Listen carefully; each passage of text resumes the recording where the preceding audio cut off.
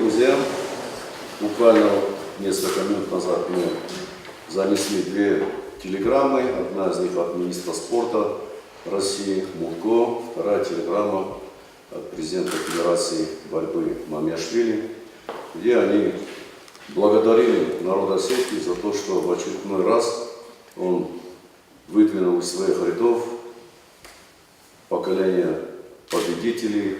Благодарственными письмами главы Республики Северная Осетия Алания и денежными премиями награждены Гатсалов Хаджимурат Султанович, бронзовый призер.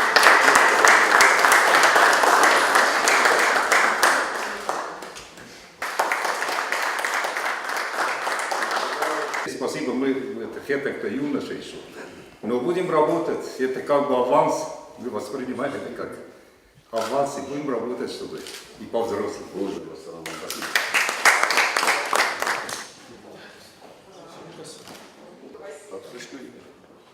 Хорошо, спасибо.